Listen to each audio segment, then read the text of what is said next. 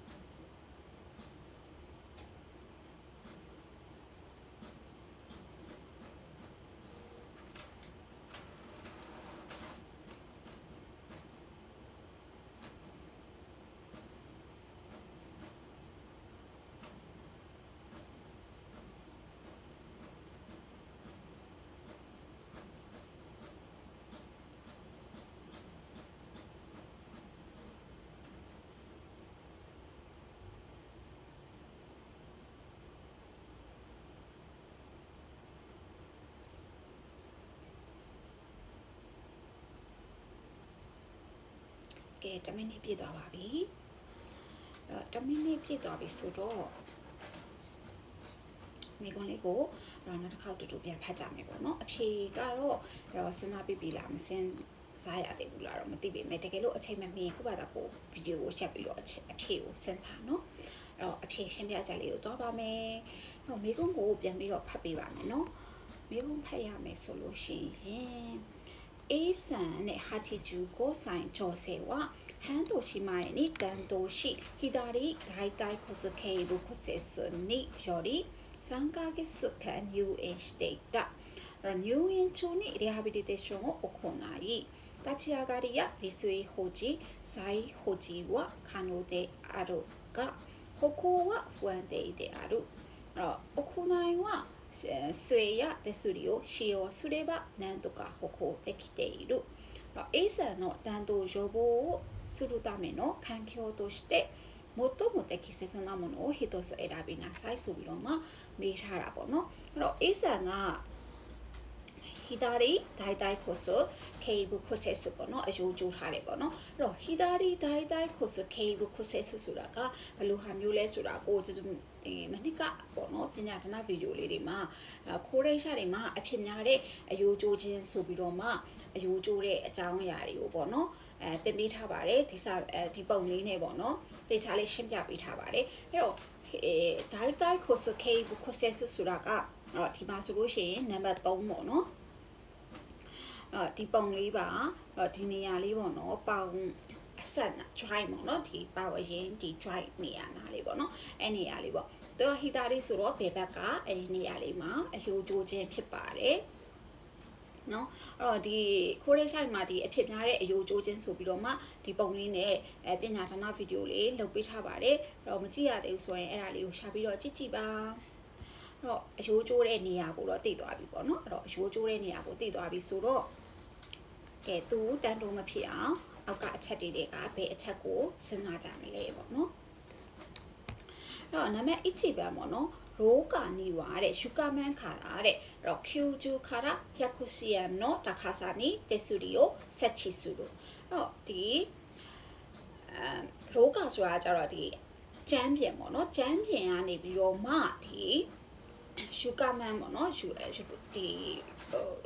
ရိုးကဆိုတာကဒီရှောက်လန်းပေါ့နော်အရင်ရှောက်လန်းရဲ့ဒီအဲ့တော့ရှုကမန်ဆိုတော့ဒီကျမ်းပြင်ကနေပြီးတော့မှ90ကနေ100စင်တီမီတာရှိတဲ့အမြင့်ပေါ့နော်အမြင့်မှာတက်ဆူတွေကိုတက်မယ်ကဲအဲ့တော့အဲ့ဒါကမှန်လားမှားလားဆိုလို့ရှိရင်နာဘီစာအုပ်ထဲကရှင်းပြချက်ကလေးကိုသွားပြီးတော့ပြပြပေးပါမယ်အဲ့တော့နာဘီစာအုပ်ထဲမှာဆိုလို့ရှိရင်ဒီနားလေးကိုကြည့်ပေါ့နော်တက်ဆူတွေဆိုတဲ့နေရာလေးကိုကြည့်ပေးပါ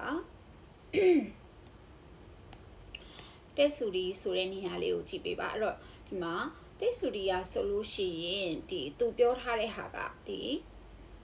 ဒုတိယအကြောင်းလေးကိုဖတ်ပေးပေါ့နော် အဲ့တော့အာဒိုခိနာကလာတက်စုခါကိုတက်စုဒီနော်တခါစားဝါတဲ့အဲ့တော့85နေပြီးတော့မှ80ပေါ့နော်နာနာကျူကိုခါရ80 cm တဲ့အဲ့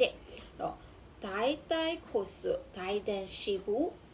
တော့နော်ဆွေနော်တခါစားကိုနာကြီးခုတိုင်ကရှော်ကြီးဆိုပြီးတော့မှနာပြီးထဲမှာကရှင်းပြပေးထားပါတယ်အဲ့တော့သူက90ရာနေ100ဆိုပြီးတော့ပြောထားတယ်ပေါ့နော်အဲ့တော့မှားပါတယ်85ကနေပြီးတော့မှ80ဖြစ်ရမှာပေါ့နော်အဲ့တော့ဒိုင်တိုင်ခိုဆူဒိုင်ဒန်ရှိဘူးပေါ့နော်အဲ့တော့အဲ့ဒါလေးကိုလည်းမှတ်ထားရင်ပိုအဆင်ပြေပါတယ်သူကဒီလိုမျိုးစင်တီမီတာမပေးလာပဲနဲ့ခနာကိုရဲ့အစိပ်ပိုင်းနေပေးလာမယ်ပေါ့ကွာအဲ့ထဲမှာဆိုလို့ရှိရင်ဒီဒိုင်တိုင်ခိုဆူဒိုင်ဒန်ရှိဘူးဆိုပြီးတော့မှမေးလာခဲ့တယ်ဆိုလို့ရှိရင်လည်းမှန်တယ်ပေါ့နော်အဲ့အနေအထားမှာထားရမယ်ပေါ့ကဲအဲ့တော့ဒိုင်တိုင်ခိုဆူဒိုင်ဒန်ရှိဘူးဆိုတာကဒီနေရာလေးပါနော်ဒီမှာသူပြထားတယ်သူဒီမှာနော်အဲ့တော့ကိုရီရဲ့ဒီပေါ့နော်အဲ့တော့တင်မာနာလောက်အမြင့်ထားအနေအထားလေးပေါ့နော်အဲ့လိုနေရာလေးမှာရှိရပါမယ်ပေါ့နော်အဲ့တော့ပုံလေးမှာလည်းအဲ့လောက်အနေအထားအမြင့်ရှိရှုကနေဆိုလို့ရှိရင်အဲ့လောက်အနေအထားအမြင့်အဲ့တော့85ကနေ80 cm အဲ့တော့ခနာကိုရဲ့အစိပ်အပိုင်းနဲ့မေးလာမယ်ဆိုလို့ရှိရင်ဒိုင်တိုင်ခိုဆူဒိုင်ဒန်ရှိဘူးဒိုင်တိုင်ခိုဆူဒိုင်ဒန်ရှိဘူးပေါ့နော်အဲ့တော့ဒီတင်မာအယိုးဆက်နေရလေးပေါ့နော်အဲ့နေရာလေးပေါ့နော်အဲ့တော့အဲ့နေရာလေးပါအဲ့နေရာလေးနဲ့ဒီစင်တီမီတာနဲ့မေးလာခဲ့တယ်ဆိုလို့ရှိရင်85ကနေ80ဆိုတဲ့ဟာလေးကိုအသိမှတ်ထားပါအဲ့ဒါကတက်စုဒီရဲ့အမြင့်ပေါ့နော်အဲ့တော့ဒီမနှက်ဆန်လို့စစ်စွတ်တွေမှာတက်စုဒီတက်တယ်မလားအဲ့တက်စုဒီရဲ့အမြင့်ကဒီစံချိန်စံနှုံးအတိုင်းလောက်ထားတဲ့အမြင့်သတ်မှတ်ထားတဲ့အမြင့်တွေပါနော်အဲ့တော့ယူကာခါရာတက်စုဒီကိုတက်မယ်ဆိုလို့ရှိရင်ယူကာခါရာအဲ့တော့ဒီ85ကနေ80ဒိုင်တိုင်ခိုဆူဒိုင်ဒန်ရှိဘူးဆိုတဲ့အနေထားလေးမှာတက်ပါမယ်ပေါ့နော်အဲ့တော့တက်စုရဲ့လုံးဘတ်တွေပါတွေကတော့ထားပေါ့နော်အခုမိကုန်းထဲမှာပါတဲ့ဟာလေးကိုပဲရှင်းပြပေးတာပါအဲ့တော့ကဲ90ရာနေပြီးတော့မှ100ဆိုပြီးတော့ပြောထားတဲ့အတွက်မှားပါတယ်85ကနေ80ပေါ့နော်အဲ့တော့85ကနေ80ပါအဲ့တော့အချီပန်ကဘာစုဖြစ်သွားပါပြီအဲ့တော့နီးပန်ပေါ့နော်အီဆူနေတဲ့ caster ကိုစုခဲတို့ကဲ caster ဆိုတာကဘိန်းလေးတွေကိုပြောတာမင်းဆိုတော့ခူဒူမိုင်းစုရဲ့ဒီဆောက်ပုံတွေကိုဖတ်ရတယ်မလားเนาะအဲ့လိုကြဒီစာမေးပွဲတွေမှာဖြေရတယ်မလားအဲ့တော့ caster ဆိုတာခူဒူမိုင်းစုရဲ့ဒီဘိန်းအရှိဘိန်းလေးတွေနေရာကိုcaster လေးလို့ခေါ်တာပေါ့เนาะဘိန်းပေါ့เนาะဘာလို့ဆိုခုံမှာဘိန်းတက်မယ်တဲ့ကဲခုံမှာဘိန်းတက်မယ်ဆိုလို့ရှိရင်ကဲစဉ်းစားကြည့်ခုံမှာဘိန်းတက်မယ်ဆိုတော့သူကအဲ့ခုံကိုထိုင်တဲ့အခါမှာအဲ့ခုံကဘိန်းပါနေတော့ရွှေတာတွေလဲတာတွေနဲ့တော့တန်းတိုးတန်းလာခုတွေဖြစ်မှာပေါ့နော်အဲ့လိုမျိုးជីကိုတွေဖြစ်နိုင်ခြင်းများပါတယ်အဲ့တော့အဲ့ဒါကလည်းလုံးဝမရွှေတဲ့အဖြေပါနော် Isonic Caster ကို scale ဆိုလို့ရှိရင်အဲ့တော့ဘာစုတာရွှေလိုက်ပါတော့နော်ခုံမှာဘိန်းတက်မယ်ဆိုရင်သိကြတယ်ဒီလိုကជីကိုတွေဖြစ်မှာပေါ့နော်အဲ့တော့နောက်ဆမ်းမမော့နော်ဒန်လျော်ခုစေကတခိုင်ယူကစားရောရှိရောစုတို့ဒန်လျော်ခုကတခိုင်ယူကဆိုင်ဆိုတာကကြတော့ဒီပေါ့နော်ပြုတ်ပြင်လွယ်ပေါ့နော်ပြောင်းလဲပြင်လဲလုံးလို့ရတဲ့ယူကဆိုင်ပေါ့နော်ဒီမှာဆိုလို့ရှိရင်ဒီအဲ့တော့ Google မှာလည်းသွားရှာကြည့်လို့ရပါတယ်အဲ့တော့ဒီလိုမျိုးယူကဆိုင်တွေပေါ့နော်ပြောမယ်ဆိုရင်ဒီချောအဲ့လိုချောလဲစီကိုအဲ့လိုမလွယ်တဲ့ပေါ့နော်အဲ့တော့ပြောရမယ်ဆိုလို့ရှိရင်အရန် quality ကောင်းတဲ့ပုံစံမျိုးပေါ့နော်လောက်ထားတဲ့ယူကဆိုင်တွေပါအဲ့တော့ရှာကြည့်လိုက်တာတော့ဒီလိုအခင်းတွေထွက်လာတယ်ပေါ့နော်အဲ့တော့ဒါမျိုးတွေကိုဒန်လျော်ခုစေယူကဆိုင်လို့ခေါ်ပါတယ်ပြောရမယ်ဆိုလို့ရှိရင်ဒီအေးဆန်ရဲ့အနေအထားကကွာအဲ့တော့ तू ကတစ်စုလေးတွေဆွဲတွေကိုအသုံးပြုထားတယ်နော်အဲ့တော့ဆိုအေရတဲ့စုတွေကိုရှီယောစုတွေပါနန်းတို့ဟိုခိုတဲ့ခေလို့အဲ့တော့ तू ကဒီဒိုင်ပေါင်ရင်းရိုးကျိုးထားတာဖြစ်တဲ့အတွက်ဒီဆွဲတွေတက်ဆူတွေကိုတုံးမှာเนาะဒီတောင်မွေးတွေတုံးမှာအဲ့လိုတုံးတဲ့အတွက်ဒီလိုမျိုးယူကဆိုင်တွေကိုဒီချမ်းပြင်ကအဲ့လိုအခင်းမျိုးတွေတုံးလိုက်တယ်ဆိုလို့ရှိရင်ဒီဆွဲတွေဘာတွေကအသုံးပြုဆွဲအသုံးပြုတဲ့အခါမှာအရန်ဟိုသူကယူကအရန်ကောင်းပြီးတော့မှပေါ့เนาะဒီဆွဲမှာပြဿနာဆွဲတိကျထောက်လို့မရတဲ့အနေအထားတွေဖြစ်နိုင်တယ်ပေါ့เนาะအဲ့တော့သူကလူရွက်ရှောက်မှာမဟုတ်ဘူးဒီဆွဲကိုတုံးမှာတက်ဆူတွေကိုတုံးမှာဖြစ်တဲ့အတွက်ဒီယူကဆိုင်ကိုလဲဖို့ကတော့မလိုအပ်ဘူးပေါ့နော်အဲ့တော့ဒီ ဆမ်မန်ကဘာစုပါပေါ့နော်ဆမ်မန်ကဘာစုပါအဲ့တော့နောက်တစ်ခုဆက်နံပါတ်4ပေါ့နော်နံပါတ်4ဆက်သွားပါမယ်နံပါတ်4ကကြတော့ရှီဆွန်နိုင်နီအာရူဝါစုကာနာဒန်ဆာကိုတဲ့ခိုင်ရှူစုတို့အဲ့တော့ရှီဆွန်နိုင်နီအာရူဝါစုကာနာဒန်ဆာကိုခိုင်ရှူစုလို့ဆိုတာကကြတော့ဒီသူ့ရဲ့အခန်းထဲမှာရှိရပါသူ့အိမ်ပေါ့နော်သူ့အိမ်သူ့အခန်းမှာဒီဝါစုကာဆိုတာကလုံးဝအနည်းငယ်များပေါ့နော်အဲ့တော့တစ်ခုဖြစ်ချင်လည်းဖြစ်မယ်နှစ်ခုဖြစ်ချင်လည်းဖြစ်မယ်လုံးဝနည်းနည်းလေးပဲရှိတဲ့ဒီဒန်ဆာပေါ့နော်ဒီလိုအထစ်ကလေးတွေပေါ့နော်အဲ့တော့အိမ်မှာဆိုလို့ရှိရင်ဒီလိုအထစ်ကလေးတွေရှိတယ်ပေါ့နော်ဆိုတော့ဒီ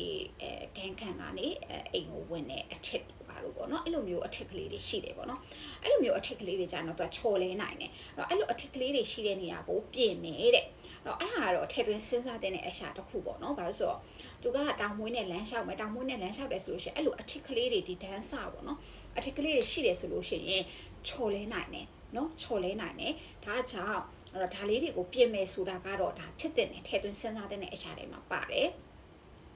ဒန်ဆာတွေကိုဖြောက်မယ်။အမောက်ဒန်ဆာတွေမှာသူလမ်းလျှောက်လို့လွယ်မယ်ပုံစံပြင်ဆင်မယ်ပေါ့နော်။အဲ့တော့ slope ဒီတပြေးညီဟာမျိုးပေါ့နော်။ဒီလိုမျိုးလေးတွေပြင်ချင်လဲပြင်မယ်ပေါ့နော်။အဲ့တော့အဲ့လိုမျိုးလေးတွေလုပ်မယ်ပေါ့နော်။အဲ့တော့အဲ့ဒါတော့လေးကတော့ခဏလေးထည့်သွင်းစဉ်းစားတဲ့အထက်မှာပါတဲ့အတွက်ဒီတရိကန်လေးပေါ့နော်။စံခါကူလေးမသိကြတဲ့အတွက်စံခါကူလေးလုပ်ပေးထားမယ်။နောက်တစ်ခုဂေါ်ဘန်းကိုဆက်ဖတ်မယ်။စလစ်ပါကိုရှီရောစုလို့ကဲစလစ်ပါကကဲအလုပ်ထဲမှာဒီဆက်စွမာရောရှာစံတွေကို slipper ပေးစီလားဒါမှမဟုတ်ဒီတိတိချာချာခုစုပေါ့နော်ဒီsneaker လို့ပုံစံမျိုးပေါ့နော်ခါခါတော့ဝင်တဲ့ဟာမျိုးကိုပေးစီလားပေါ့နော်မနာဆိုင်တော့အသေးဆုံးပါအဲ့တော့ slipper ပေးမစီပါဘူး slipper ပေးစီရဲဆိုလို့ရှိရင်သူတို့ပို့ပြီးတော့ချော်လဲလွယ်တယ်ပေါ့နော်အဲ့တော့သူတို့ရဲ့ခါခါတော့ကိုမာမိုးရုလုပ်ပေးနိုင်တဲ့ဖက်နက်လေးတွေပေါ့နော်အဲ့တော့ခါခါတော့ပါဝင်တဲ့ဖက်နက်လေးတွေပါခြေဖနှောက်ပေါ့နော်ခြေဖနှောက်ဝင်တဲ့ဖက်နက်လေးတွေကိုပေးစီပါတယ်အဲ့တော့ slipper ကိုပေးမစီပါဘူးအဲ့တော့ဂေါ်ဘန်းကလည်းဘတ်စုပေါ့နော်ကဲဂေါ်ဘန်းကဘတ်စုဖြစ်သွားပြီဆိုတော့စဉ်းစားတဲ့အဖြစ်ကနံပါတ်4အပြင်မရှိတော့ဘူးပေါ့နော်အဲ့တော့ရှီဆွန်နိုင်နီအာရူဝါစုကာနာဒန်ဆာကိုတဲ့ခိုင်ရှူစုလို့ပေါ့နော်ဟုတ်ပါတယ်သူ့ရဲ့အခန်းသူနေတဲ့အိမ်မှာဒီ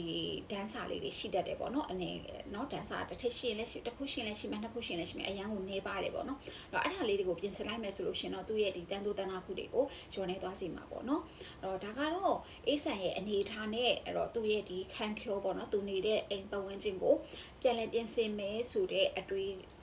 ပေါ့နော်ဘယ်လိုစဉ်းစားကြမလဲဆိုတဲ့ဟာကိုမေးထားတဲ့မိကွန်းလေးပါအဲ့တော့ဒီမှာဆိုလို့ရှိရင်ဒီရှုကခါရတက်ဆူရီရဲ့အမြင့်ပေါ့နော်အဲ့တော့အိမ်တအိမ်သူ့ရဲ့အိမ်မှာတက်ဆူရီကိုတတ်မယ်ဆိုလို့ရှိရင်အဲ့တော့ဒီအကျန်းပြင်ပေါ့နော်ရှုကခါရအမြင့်က85ကနေ80ဆိုတာကိုအလွတ်ကျက်ရပါမယ်အဲ့တော့တကယ်လို့ဒီခန္ဓာကိုယ်ရဲ့အစိတ်အပိုင်းနေနဲ့မေးလာမယ်ဆိုလို့ရှိရင်တော့ပေါ့နော်အဲ့တော့ဒိုင်တိုင်းခုဆိုဒိုင်တန်ရှိဘူးပေါ့နော်အဲ့တော့ဒိုင်တိုင်းခိုစဒိုင်တန်ရှိဘူးပေါ့နော်အဲ့တော့ဒီပေါင်ယူပေါ့နော်ပေါင်ယူရဲ့ဒီဒိုင်တန်ရှိဘူးဘေးနေရပေါ့နော်ဒိုင်တန်ရှိဘူးအခုသူတဲဆူဒီဒီပုံလေးမှာဆိုလို့ရှိရင်တဲဆူဒီတက်ထားတဲ့နေရာလေးကိုတွေ့ရလားမသိဘူးနော်အဲ့တော့အဲ့နေရာလေးကိုဒိုင်တန်ဒိုင်တိုင်းခိုစဒိုင်တန်ရှိဘူးလို့ခေါ်ပါတယ်အဲ့တော့အဲ့ဒါလေးကိုအလွတ်ကျက်ရပါမယ်ဟုတ်ဒီမိကွန်းလေးကို